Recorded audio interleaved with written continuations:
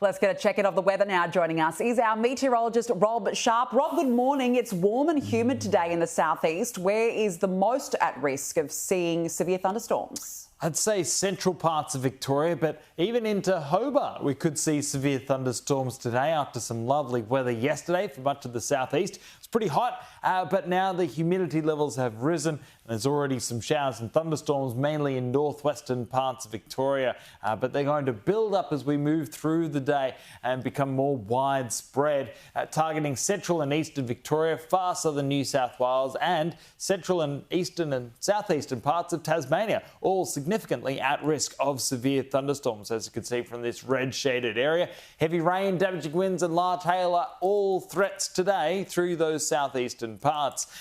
We'll only see a weak cool change drifting through tonight. But you can see across the east, generally dry along the coast, but through the north, the monsoonal weather continues. Plenty of rainfall around, showers and thunderstorms, and it's staying pretty warm on the west coast, Danica.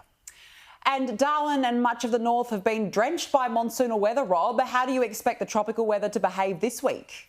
It's going to be fairly similar, so still another active week up in our tropical regions. Darwin has seen more than 300 millimetres through the last week, and there's plenty more to come, probably another 100, 150 millimetres this week, so not quite as wet, I suspect, for Darwin. But it's all being driven by ex-tropical cyclone Ellie, which is still hovering around in the WA Kimberley. It's been up in the north for more than a week now. It was a cyclone before Christmas, this system, and so you can see it's still producing heavy rain through the Kimberley. Some places have already seen more than 400 millimetres and another 400 or so still to come for parts of the Kimberley, but that wet weather still hanging on through the north today with a severe weather warning in place for heavy rain and damaging wind gusts. And as we move through much of the rest of the week, it's looking pretty similar. That wet weather targeting the WA Kimberley and western parts of the Cape York Peninsula, and much of the rest of the tropics looking showery and occasionally blustery as well. So